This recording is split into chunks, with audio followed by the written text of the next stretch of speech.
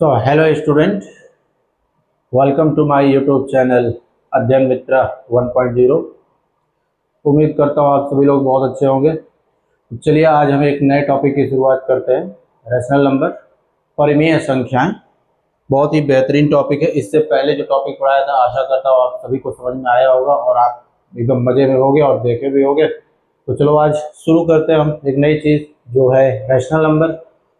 मुख्य रूप से हमें रैशनल नंबर के बारे में पढ़ना है। इसी से सवाल आपके एग्जाम में खूब पूछे जाते हैं। 2 नंबर 4 नंबर जो भी पूछे जाते हैं रैशनल नंबर से ही रिलेटेड पूछे जाते हैं। तो देखते हैं, एक एक को समझते हैं खूब बेहतरीन ढंग से। और अगर आपको अच्छा लगता है तो आप हमें कमेंट करके बताइएगा कि कैसा लगा। तो चलिए हम शुरू करते हैं। Rational number. रैशनल नंबर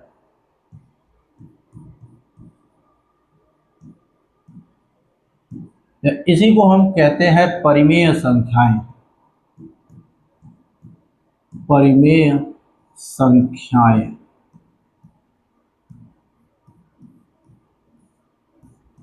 देखिए क्या होता है, रैशनल नंबर जानने से पहले कुछ छोटी मोटी चीजें हैं उनको भी जानना जरूरी है। बिना उसके हो नहीं सकता। हम मकान बनाते हैं तो मकान बनाने से पहले उसकी नींव बनाते हैं। तो यहाँ देखते हैं कि रैशनल नंबर का नींव क्या है। तो कुछ छोटे छोटे डेफिनेशन है। अब कुछ नंबर्स हैं जिनको आप पहले से भी जानते हो, उसी को एक बार मैं खुद रिवाइज करता हूँ, फिर आगे की ओर बढ़ते हैं। तो देखो इसमें सबसे पहले हम पढ़ते हैं प्राकृतिक संख्याएं क्या होती हैं। प्राकृतिक संख्याएं, या इसे हम कहते हैं नेचुरल नंबर। Natural number. देखो भैया, प्राकृतिक संख्या क्या होती है? वो सभी नंबर जिसका यूज हम काउंटिंग करने के लिए करते हैं। भाई गिनती गिनते हैं, किसी चीज को गिनते हैं तो उसको गिनने के लिए जिस नंबर का यूज होता है उस नंबर को हम नेचुरल नंबर कहते हैं। जरा सा सोचिए, जब आदिमानव गिनती जानता नहीं था, लिखना पढ़ना जानता नहीं था, मतलब कि एकदम जाहिले था, जाहिल गंवार, तो कैसे काउंटिंग करता था? क्योंकि वो भी कुछ समय बाद जानवरों को पालना शुरू किया था। सबसे पहले उसने कुकुर पाला था। तो कुत्ता पालने के बाद कुछ दिनों बाद वो भेड़ बकरियां गाय वगैरह पालने लगा। तो जब भेड़ पालता था बहुत बड़ी संख्या में भेड़ पालता था। हम कहने मतलब छोटे मोटे 2-4 भेड़ नहीं पालता, बहुत सारे भेड़ों को पालता था। तो जब बहुत सारे भेड़ों को पालता था तो उनको वो एक बाड़े में रखता था, है ना। तो उनको क्या करता था, एक बाड़े में रखता था। ऐसे एक बाड़ा होता था, इस बाड़े के अंदर वो बहुत सारे भेड़ों को ऐसे रख देता था। और रखने के बाद अब उनके पास तो मशीनें थी नहीं कि उनके लिए चारा स्टोर करके रख सके। तो करता क्या था, इनको ग्रासलैंड में भेजता था चरने के लिए, घास के मैदान में, यानी जिसको चारागाह कहते हैं। तो चारागाह में जाते थे इनकी भेड़ें चरने के लिए। तो भेड़ें चरने जब जाती थी और चर के जब आती थी तो आदिमानव कैसे पता लगाता था कि मेरी जो भेड़ें हैं या मेरी जो बकरियां हैं वो कोनो चुरा के नहीं ले गया है? तो कुछ तो तरीका वो लगाता होगा जिससे उसको पता चलता है कि हमारा भेड़वा कोनो चुरा के नहीं ले गया है। तो कैसे लगाता था? देखो होता क्या था उस समय, जो आदिमानव होता था वो एक बोरा लेता था और बोरे में कंकड़ भर लेता था, है ना। तो बोरे में क्या भर लेता था? कंकड़ भर लेता था, ठीक है। वो ऐसे इसमें कंकड़ भर लेता, कहा गया कंकड़, खूब सारा कंकड़ भर लिया, ऐसे कंकड़ भर लेता था। अब इसमें से वो क्या करता था, इस वाले भेड़वा को निकाल देता था, चलो भाई तुम बाहर जाओ चरने के लिए। तो जब इसमें से एक भेड़ बाहर चरने जाती थी तो एक तो जो कंकड़ था उसको निकाल के वो यहाँ पे रख देता था कि एक भेड़ गया तो एक कंकड़ निकल गया। दूसर के भेड़वा कहता था चल तुम भी चरने जाएगी, यो चरने जाते थे, दूसरा कंकड़ निकालता था यहाँ रख देता था। तीसरी भेड़ मिमियाती थी कि तुम दूसरे को छोड़ दिया, हमको कौन छोड़ेगा, इसको इधर छोड़ा, तो इस वाले कंकड़ को निकाल के इधर रखा। ऐसे करके वो सारे भेड़ों को क्या किया, बाहर चरने के लिए भेज देता था। और सारे कंकड़, जितना भेड़ निकलती थी उतना कंकड़ निकाल के क्या करता था, रख देता था। इसके बाद क्या करता था, उसके बाद जब शाम होती थी और इसके भेड़ जब चर के आते थे तब ना इसको प्रॉब्लम होती थी कि कैसे पता लगाए कि हमारा भेड़वा कौन चुराया या नहीं चुराया। भाई उस समय आदि मानव थे, हम लोगों जैसे शाकाहारी भोजन करना जानते नहीं थे। पता चले कोई रास्ते भूखा प्यासा मिल गया, बस इनका एक भेड़वा निपटा दिया कि चल भाई आज शाम का तो पार्टी की व्यवस्था हो गया, इनका एक भेड़ निपटा दिया। तो कैसे वो पता लगा था कि हमारी भेड़ कोई चुराया नहीं है? तो क्या करता था, सिंपल सा वही तरीका कि वो अपने भेड़ों को, जब वो भेड़ उसके वापस आती थी तो जैसे ही एक भेड़ इंटर किया, जैसे एक भेड़ इंटर करता था एक पत्थर हटा दिया, दूसरा भेड़ इंटर किया दूसरा वाला कंकड़ हटाया, तीसरा तीसरा हटा दिया। ऐसे करते करते वो क्या करता था, भेड़े अंदर घुसती रहती और वो कंकड़ हटाते रहता। भेड़े अंदर घुसती, कंकड़ हटते जाते थे, भेड़े अंदर घुसती थी, कंकड़ वापस बोरे में जाते थे। ऐसे चलता चला जाता, भेड़ अंदर कंकड़ अंदर, भेड़ अंदर कंकड़ अंदर, भेड़ अंदर कंकड़ अंदर। तो सारी भेड़ अंदर, सारे कंकड़ अंदर। पता चला कि एक कंकड़ बाहर रह गया, एक कंकड़ बाहर रह गया और सारी भेड़े अंदर। तब उसके दिमाग में आता था, इस ससुरा लगता है कौन आज हमारे भेड़ का पार्टी कर दिया। तो उस कंडीशन में क्या होता था, ये जाता था अपने पटीदारवा के पास और उससे कहता था, कभी तुम मेरा भेड़वा नहीं चुरा लिया? कहता था मेरे पास भेड़ की कमी है जो तुम्हारा भेड़ चराने आया है। तो उस समय उसको गिनने नहीं आता था, काउंटिंग करने नहीं आता था, तो वो ऐसे पेबल मेथड का यूज करता था। पेबल मतलब कि कंकड़ों का यूज करता था, इधर से भेड़ निकालता था, इधर से कंकड़ निकालता था, भेड़ इधर कंकड़, ऐसे करके करता था। इस चक्कर में कई बार उसका पटगरवा झगड़ा भी हो जाता था। समझ में क्या है, समझ में आया ये बात? देखो वो बहुत ही मतलब एक बहुत ही खराब एरा था उस समय आदि मानव के लिए कि बेचारा करे तो क्या करे, उसको तो पढ़ने लिखने ही नहीं आता था, नेचुरल नंबर ही नहीं आता था। धीरे धीरे धीरे धीरे समय बीता, मानव प्रजाति में विकास हुआ और उसका जो बचवा था वो सोचना शुरू किया। भाई उसकी पीढ़ी, उसका आदिमानव तो नहीं सोचे, तो जो उसका बचवा था वो सोचता था कि आज मेरा पापा कमा के आएगा, पैसा लेकर आएगा। तो जब उसके फादर पैसा गिनते थे तो बेचारा बैठ के सोचता था। यहाँ पे छोटुआ बैठ जाता था, ये कौन है, ये छोटुआ है, ये छोटुआ बैठ गया। और यहाँ पे इसके पापा है, देखो पापा जब आते पर एकदम गुस्से में लाल लाल होके आते थे। कहा है इसका बॉस इसको डांटा था, है? अब ये क्या कर रहा है, ये पैसे गिन रहा है खूब सारा। आज बचवा बैठ के देख रहा है उसका, तो उसके दिमाग में ख्याल आया पापा कितना रुपया लेकर आया है ना। फिर इधर मम्मी उसकी, मम्मी भी एकदम गुस्से में पागल, है ना। मम्मी भी क्या थी, एकदम गुस्से में पागल। तो इधर मम्मी क्या कर रही थी, खाना बनाई, ये मम्मी है इसकी, ठीक है, जिसकी मम्मी है, इसके बड़े बड़े बाल हैं इसकी मम्मी, ये खाना बना रहे थे। तो खाना बना रही थी, रोटी सेक रही थी। तो बचवा इसके और बारे में लगा सोचने, हमारी मम्मी कितना रोटी सेकी। तो इसके दिमाग में, इसी के दिमाग में ख्याल में आता था, लगता था पिछले जन्म में मुझसे मुझसे कोचिंग पढ़ा था। इसी के दिमाग में ख्याल आता, कभी पापा की ओर दिमाग जाता था, कभी मम्मी की ओर। मम्मी को ओर जाता, मम्मी एक लपाट मार देती, पापा को ओर जाता, पापा कितना पैसा, पापा एक चपाट मार देता, ससुरा तुमको कमाना नहीं है, कमा के हम ला रहे हो, तुम बतिया रहे कितना पैसा है, हैं? तो इसके दिमाग में ख्याल आने लगा कि कितना, हाउ मच।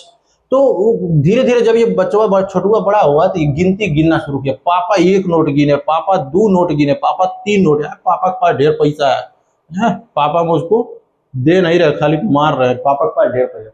तो वो क्या किया, गिनना शुरू किया। और काउंटिंग करते समय वो स्टार्ट कहां से करता था, वन से।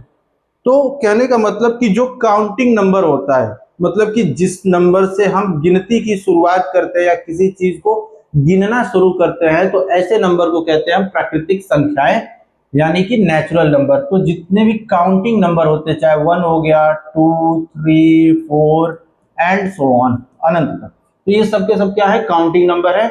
इन्हीं को हम प्राकृतिक संख्याएं कहते हैं। अब अगली चीज में हम बात करते हैं जिसको हम कहते हैं होल नंबर। पूर्ण संख्याएं क्या होती हैं, पूर्ण संख्याएं,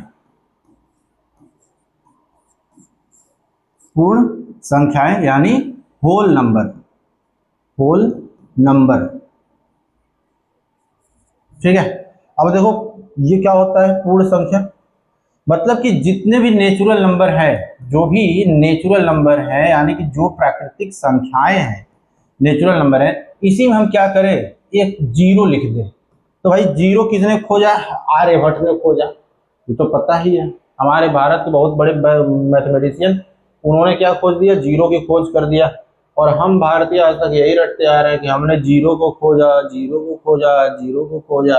अमेरिका चंद्रमा पे चल गया, अमेरिका न जाने क्या क्या बना लिया, अमेरिका अपना खुद का गूगल बना लिया, खुद का यूट्यूब बना लिया, और हम उसको चला कह रहे हैं कि हमने जीरो को खोजा। ठीक है, इंसान पढ़ लिख रहा है तो अपनी उपलब्धियों को गिनाना है, तो फ्यूचर में भी, आधुनिक समय में भी हमें अपनी उपलब्धियां हासिल करते रहना चाहिए। नो डाउट हमारे आज के साइंटिस्ट, चाहे वो डेटा साइंटिस्ट हुए, चाहे वो सॉफ्टवेयर इंजीनियर हुए, बहुत अच्छा अच्छा काम कर रहे हैं, विदेशों में जाके बहुत खतरनाक काम कर रहे हैं, लेकिन अच्छी बात है, कोई नहीं, ठीक। तो होल संख्या क्या होती है, होल नंबर क्या होता है, पूर्ण संख्या है। तो आप कहते हो कि वे सभी सभी प्राकृतिक संख्याएं, सभी प्राकृतिक संख्याएं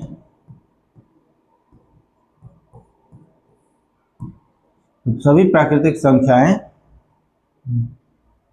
और जीरो को मिलाकर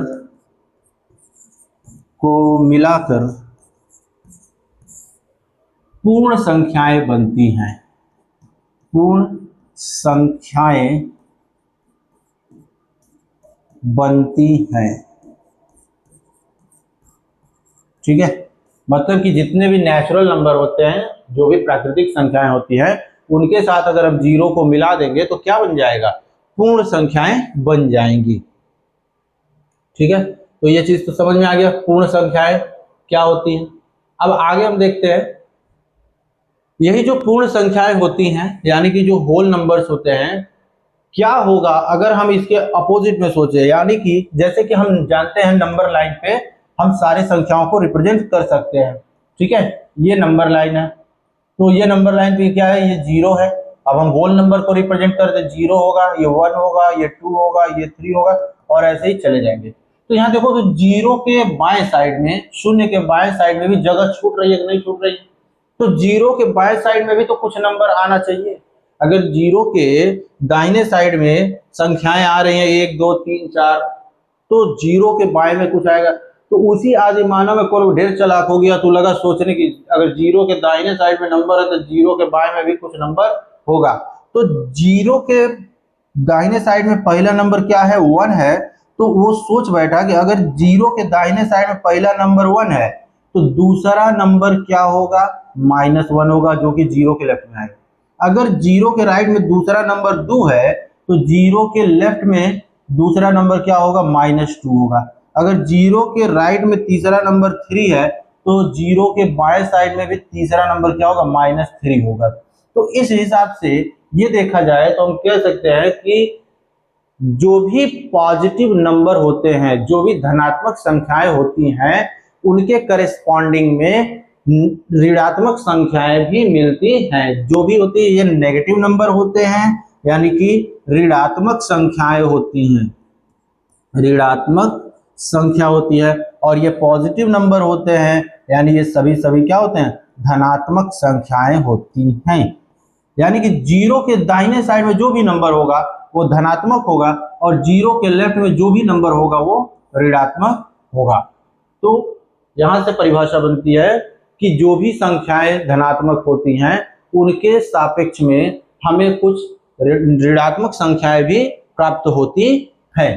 तो जो भी धनात्मक संख्याएं होती हैं और जो ऋणात्मक संख्याएं होती हैं, इन सभी का जो कलेक्शन होता है, जो इनका समुच्चय होता है, जो इनका सेट होता है, उसको हम एक और नाम से जानते हैं, और उसको हम कहते हैं इंटीजर। तो इंटीजर अगर कोई पूछे कि इंटीजर क्या होता है, तो आप बताते हो कि for every positive number there exist corresponding negative number, then such type of set is called integer. तो ये सब के सब नंबर, ये जितने नंबर यहाँ पे दिख रहे हैं, ये जितने नंबर यहाँ पे दिख रहे हैं, ये सब के सब नंबर, बहुत सारे नंबर, ये सब के सब नंबर क्या कहलाते हैं, इंटीजर कहलाते हैं। इसको हम क्या कहते हैं, इंटीजर्स कहते हैं, इंटीजर। यानी कि आदिमानव को पढ़ने लिखने आ गया, बचवा था, गिनती गिनना शुरू किया, पापा का पैसा गिना, मार खाया, मम्मी की रोटी गिना, चपाट खाया, रोटी भी खाया। फिर उसका दिमाग बढ़ा कि अगर 1 सबसे छोटा है तो 1 के पहले क्या आता है, तो उसका दिमाग चला, तो 1 के पहले क्या आता है, जीरो आता है और सोच बैठा, यानी यही बच्चा आगे चल के आर्यभट्ट बना। तो उसने सोचा कि 1 के पहले जीरो आया, अगर 1 के पहले जीरो आया तो जीरो के बाद, जीरो के बाएं साइड में क्या है, जगह खाली है, तो उसको लगा भरने, उसको ऋणात्मक संख्याओं से भर दिया। उसके बाद दिमाग चला कि सब के सब क्या कहलाएंगे, तो ये सब के सब क्या कहलाएंगे, इंटीजर कहलाएंगे। अभी उसका मन शांत नहीं हुआ था, बैठा सोचने बैठा। सोचते सोचते उसके दिमाग में एक ख्याल आया, कभी कभी मेरे मन में भी ख्याल आता है कि अगर ये बचवा नहीं होता आदि मानव का, अब बहुत छोटा था, बहुत कुछ सोच बैठा था, तो क्या आज हम लोग रेशनल नंबर पढ़ रहे होते हैं? नहीं। तो उसने कहा कि ये जितने भी इंटीजर हैं, अगर इनको हम डिवाइड करें, जितने भी इंटीजर हैं अगर इनको हम डिवाइड करें तो क्या होगा, क्या होगा, जो हम चाहेंगे वही होगा। तो देखो, तो उसने ये कहा कि जितने भी इंटीजर हैं उनको अगर डिवाइड करें तो क्या होगा, तो उसने लगा डिवाइड करने। उसने 2 को डिवाइड किया 5 से, ठीक है, 2 को किससे डिवाइड किया, 5 से डिवाइड किया। उसके बाद फिर कहा नहीं, हम माइनस वाले नंबर 3 को डिवाइड करेंगे 7 से। कर ले यार भैया, तुमको जो जो मन में आए तुम करो। कर रहा था, सब कर रहा था, धनाधन करते जा रहा था। फिर उसने कहा नहीं, चलो चलो आगे बढ़ते हैं, हम जीरो को ही डिवाइड कर दे रहे हैं, जीरो को डिवाइड कर दे रहे हैं 5 से। उसके बाद उसने -7 को डिवाइड किया -4 से, और इस तरीके से उसको ढेर सारे नंबर मिलते चले गए। तो उसके दिमाग में ख्याल आया कि ये कैसा नंबर मिल रहा है। फिर लगा सोचने, तो जब सोचा, बहुत सोचा, बहुत सोचा, बहुत सोचा, लेकिन नहीं समझ पाया। तब वो किसके पास गया होगा? जब बहुत सोचा और जब इसको जवाब नहीं मिला तो किसके पास गया होगा? वो मेरे पास आया होगा। किसके पास? क्योंकि मैं ही तो एक ऐसा इंसान हूँ जो झंझना के चीजों को समझा देता हूँ। मेरे पास आया, बोला राजीव सर एक बात बताइए, अगर हम इंटीजर को इंटीजर से डिवाइड करेंगे तो क्या होगा? हमें देख भैया, अगर इंटीजर को इंटीजर से डिवाइड करेगा तो कुछ नहीं होगा, डिवाइड करेंगे क्वोशंट मिलेगा। बोला मजाक मत करिए, बताइए क्या होगा। तो मैंने उसको ये बताया कि बाबू देखो, कि अगर किसी भी संख्या को हम P अपॉन Q के फॉर्म में लिखे, यानी कि P बटा Q के फॉर्म में लिखे, और यहां पर एक कंडीशन लगाए कि ये जो Q है ये कभी 0 के बराबर नहीं होगा, तो उसने पूछा कि भैया ये तो ठीक है, आपने P अपॉन Q बोला और Q 0 के बराबर नहीं है, लेकिन ये P और Q है क्या? तो हम उससे बोले अरे पगला, तुम ये बताओ तुम आया क्या लेकर था? तो उसने बोला कि हम तो इंटीजर का भाग करके लाए थे। तो हमके तो जब इंटीजर का भाग करके लाए थे तो इस सब के सब क्या है, इंटीजर है, यानी कि P और Q ये दोनों क्या है, ये दोनों इंटीजर हैं, आर इंटीजर्स, ठीक है। तो अगर किसी संख्या को हम P बटा Q के रूप में लिखते हैं और Q कभी भी 0 के बराबर नहीं होता है, P और Q इंटीजर होंगे, तो ये जो संख्या P बाई Q है, हाँ, ये जो संख्या आपको P बाई Q दिख रहा है, इस संख्या को हम क्या कहेंगे, रैशनल नंबर कहेंगे, परिमेय संख्या कहेंगे। तब उसका दिमाग काम किया, राजीव सर आप गलत नहीं बोलेंगे, जो बोलेंगे सही बोलेंगे। तो किसके पास गया होगा? अपने पापा के पास। अपने पापा के पास गया होगा। तो पापा के पास किस लिए गया होगा? मार खाने गया होगा। तो अपने पापा जो बोला, पापा देखो आप मुझको पैसा गिनने से तो मना कर दिया, आप पैसा गिन रहे थे, आप हमको झपड़िया दे रहे थे बार बार। तो बोला हाँ यार तुमको तो झपड़िया दिया। कहा मैं आपके पैसे बस बहुत कुछ सीख के आया हूँ राजीव सर से। बोला यानी तुम पैसा राजीव सर को दिया था? तो उसने बोला नहीं, राजीव सर फ्री में पढ़ा देते हैं। मैं फ्री में तो पढ़ा रहा हूँ सबको। तो फ्री में पढ़ गया। बोला कि पापा देखो, आप तो मुझे नहीं बताया पैसा गिनना क्या होता है, तो मैंने आपके हाथ चलने से गिना तो मुझे पता चला कि ये सब के सब नेचुरल नंबर है। बाद में मैंने उसमें 0 को डाल दिया तो पता चला ये होल नंबर है, और इन्हीं होल नंबर में जो पॉजिटिव नंबर थे उन्हीं के करेस्पॉन्डिंग मैंने नेगेटिव नंबर निकाल लिया, तो पता चला कि ये इंटीजर है, और उन्हीं इंटीजर वन को हम क्या किए, डिवाइड कर दिए। तो राजीव सर बताए कि जब इंटीजर को डिवाइड करते हैं और कभी भी उसका जो हर होता है, यानी कि जो नीचे वाला नंबर होता है, अगर वो 0 न हो तो इस सब के सब क्या कहलाएंगे, रेशनल नंबर कहलाएंगे। तो यहाँ से हम परिभाषा यही देते हैं कि अगर किसी संख्या को P बाई Q के रूप में लिखें और Q कभी 0 के बराबर न हो, P और Q जो हो वो इंटीजर हो, तो ऐसी जो संख्याएं होंगी उसे हम रैशनल नंबर के नाम से जानेंगे। उसे हम क्या कहेंगे? उसे हम रैशनल नंबर बोलेंगे, यानी उसे परिमेय संख्या कहेंगे। क्या कहेंगे बाबू? उसे हम परिमेय संख्या कहेंगे। तो यहां तक तो समझ में आया परिमेय संख्याएं होती क्या है। ठीक है, अब इन्हीं परिमेय संख्याओं में हम एक नई चीज आपको दिखा रहे हैं कि क्या होता है। तो ध्यान से देखिए, तो रैशनल नंबर क्या होता है समझ में आ गया। अब आगे बढ़ते हैं और एक चीज बताते हैं कि जैसे कि आपने एक परिमेय संख्या लिखा, क्या? P अपॉन Q आपने लिखा था ना, परिमेय संख्या P बटा Q, जहां पे Q डजंट इक्वल टू 0। अब ध्यान से देखो, ये जो P अपॉन Q आपको दिख रहा है, इसमें अगर हम Q की वैल्यू 2 इंटू 5 के रूप में लिखना शुरू कर दें तो क्या होगा? अगर हम यहाँ पर Q को 2 इंटू 5 के रूप में लिखेंगे तो क्या होगा? तो ये बन जाएगा P अपॉन 2 इंटू 5, यानी कि P अपॉन 10। और जब कोई नंबर इस रूप में दिखे, मतलब कि उसका जो हर हो, यानी कि नीचे वाला जो भाग हो, हर यानी डिनोमिनेटर, ये अगर 10 हो जाए या 100 हो जाए या 1000 हो जाए, तो ऐसी जो संख्याएं होंगी उन संख्याओं को हम क्या कहेंगे? दशमलव नंबर कहेंगे, दशमलव संख्याएं कहेंगे। क्या कहेंगे उसको बाबू? उसे हम दशमलव संख्या कहेंगे, दशमलव संख्या, यानी इसे हम डेसिमल नंबर कहते हैं। क्या कहते हैं इसे हम? Decimal number, decimal number.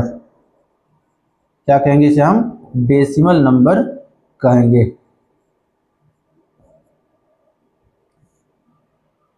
ठीक है, समझ में आया डेसिमल नंबर क्या होता है। तो अगर किसी भी रैशनल नंबर में अगर उसका डिनोमिनेटर 2 और 5 का प्रोडक्ट मिलना शुरू हो जाए तो उसे ही हम क्या कहते हैं? दशमलव संख्याएं कहते हैं। अब इन्हीं दशमलव संख्याओं में चलिए आगे बढ़ते हैं और आपको एक नई चीज बताते हैं कि ये दशमलव संख्याएं किस प्रकार की होती हैं। ध्यान से तो जो डेसिमल नंबर होते हैं, डेसिमल नंबर,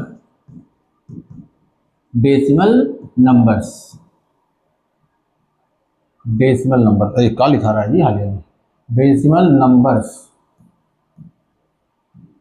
दो डेसिमल नंबर दो प्रकार के होते हैं, है ना। डेसिमल नंबर जो होते हैं वो दो प्रकार के होते हैं। एक को हम कहते हैं टर्मिनेटिंग डेसिमल नंबर। क्या कहेंगे? Terminating decimal number, terminating decimal number. और एक को हम कहते हैं नॉन टर्मिनेटिंग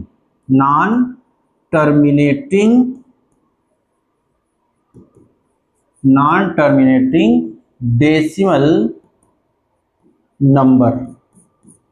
इसी नॉन टर्मिनेटिंग डेसिमल नंबर को एक और नाम से जानते हैं, देखो मैं बता रहा हूं। इसी को हम एक नाम से और जानते हैं, तो उसका क्या नाम होता है? एक को हम कहते हैं, उसको हम कहते हैं नॉन टर्मिनेटिंग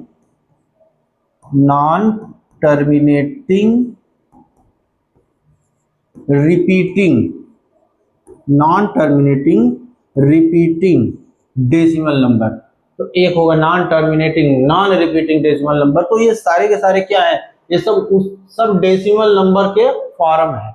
अब देखिए टर्मिनेटिंग डेसिमल नंबर किसे कहते हैं, इसको खूब ध्यान से समझिएगा, मेरी बात को सुनिए। देखिए अगर कोई संख्या, मान लो हमने कोई एक फ्रैक्शन लिखा, कोई एक भिन्न लिखा, a अपॉन बी, ऐसे हमने लिख दिया a अपॉन बी। इस a अपॉन बी में अगर ये b, ये जो b है ना बाबू, अगर ये 2 इंटू 5 के रूप में दिया हुआ है, यानी कि अगर b जो है उसका फैक्टर 2 और 5 है, यानी कि उसके प्राइम फैक्टराइजेशन में अगर कहीं भी हमको 2 और 5 दिख गया तो हम कहेंगे कि ऐसा जो डेसिमल नंबर है वो टर्मिनेटिंग डेसिमल नंबर होगा। ठीक है, हमें कुछ नहीं देखना है, आपके पास कोई भी नंबर दे दे, जैसे कि मान लो आपको नंबर दे दिया कि 7 741 यानी 741, और नीचे आपको दे दिया 5 क्या लिख दिया 500 हमने ये नंबर लिख दिया। तो अब हमें डिवाइड करके थोड़ी चेक करना है, डिवाइड करेंगे तो करते रह जाएंगे, बोर्ड एग्जाम में आपको इतना टाइम थोड़ी मिलेगा। और मैं जानता हूँ, देखो मैं खुद एक एग्जामिनर हूँ और मुझे पता है कि बोर्ड एग्जाम में बच्चे इसको सॉल्व करते हैं तो क्या करते हैं, रफ पेज पे खूब भारी भरकम डिवाइड करेंगे, इतना भयंकर डिवाइड कर देंगे वो पता चला कटवे नहीं करता है। तो अगर रिपीटिंग होगा तो लिखेगा नॉन टर्मिनेटिंग, उसके बाद मैं क्या करता हूँ, उसको कर देता बाबू ये गलत है और इस पर आपको 0 मार्क्स अवार्ड होता है। क्या करें, मजबूर हैं बच्चे।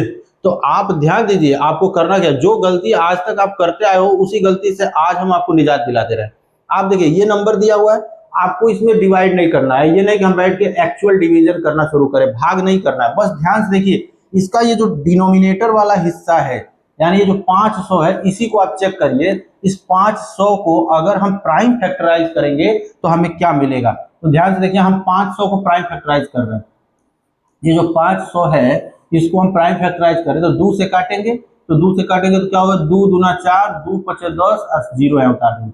फिर 2 से काटिए, ये हो जाएगा 2 एकम 2, 2 दूना के 4, 1 बचा 10, 2 पचे 10। अब 5 से काटिए, 5 से काटेंगे तो 25। अब इसके आगे आपको करने की जरूरत है, तो रफ करेंगे, इसके आगे करने की जरूरत है। बस ये देखिए कि इसका 2 फैक्टर हमको ऐसा मिला जो कि 2 और 5 के रूप में मौजूद है कि नहीं। यहाँ देखिए ये जो 2 नंबर दिख रहे हैं 2 और 5, तो ये जो 2 और 5 मिल गया यानी कि 500 में क्या मिल रहा है हमको, इस 500 में हमें 2 नंबर मिल रहा है, कौन कौन से, 2 और 5। तो अगर किसी भी फ्रैक्शन में अगर हमें डिनोमिनेटर का प्राइम फैक्टराइजेशन में 2 और 5 दिख गया तो वो नंबर क्या होगा, वो टर्मिनेटिंग डेसिमल नंबर हो जाएगा। ठीक है, तो टर्मिनेटिंग डेसिमल नंबर अगर अब परीक्षा में पूछा, पहली बात तो बेटा ये एक नंबर का सवाल है, आपके 20 एमसीक्यू में एक एमसीक्यू इससे जुड़ा होगा। तो अगर आप इसको बेहतरीन इस तरीके से करेंगे, एक टेक्निक लगा के करेंगे तो आपको जरूर सफलता मिलेगी। अच्छा, दूसरा जो लिखा है नॉन टर्मिनेटिंग सॉरी, तो इसको समझ लीजिए नॉन टर्मिनेटिंग क्या होता है।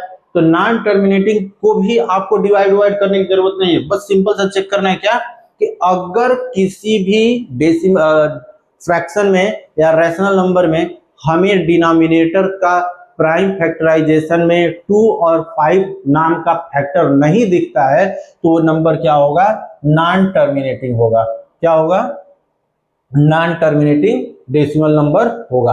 अच्छा, इसी में कभी कभी एक सवाल आता है, बच्चा कहता है कि सर जी आप तो एकदम झकास बता रहे हैं, लेकिन ये बताइए कि आपने नॉन टर्मिनेटिंग बता दिया, नॉन टर्मिनेटिंग रिपीटिंग कैसे पता करेंगे कि ये नॉन टर्मिनेटिंग और रिपीटिंग है, इसकी बात आ जाएगी कि नॉन टर्मिनेटिंग और रिपीटिंग कैसे मालूम करें कि नॉन टर्मिनेटिंग है या रिपीटिंग है, कैसे पता करें। तो सिंपल सा है, इसको लिए आपको देखना यही पड़ेगा कि जैसे मान लो अगर कोई संख्या है 10, कोई संख्या क्या है 10 और इसको हमने डिवाइड किया किससे, 3 से।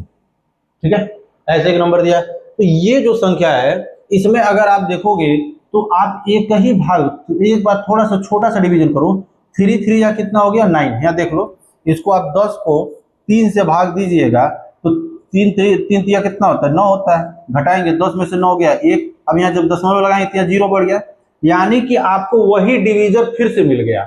तो अगर किसी भी फ्रैक्शन में डिवाइड करते समय अगर न्यूमरेटर बार बार रिपीट कर रहा है, क्या हो रहा है, न्यूमरेटर आपका बार बार रिपीट कर रहा है, तो ऐसा जो डेसिमल नंबर होगा वो क्या होगा, non terminating repeating decimal number होगा। तो यहां तक तो चीजें आपको समझ में आ गई। इससे पिछले क्लास में मैंने आपको बहुत कुछ पढ़ाया, अगर यहां तक की बातें आपको समझ में आई है तो इसके आगे की चीजें हम कल देखेंगे। तब तक हम मिलेंगे अगले वीडियो में। अगर आपको वीडियो पसंद आया है तो आप चैनल को सब्सक्राइब करिएगा, लाइक करिएगा और अन्य लोगों को भी बताइएगा, बेचारे उनको भी कुछ फायदा मिलता रहे। ठीक है बच्चों, तो मिलते हैं हम अगले वीडियो में, तब तक के लिए आप सभी को गुड बाय।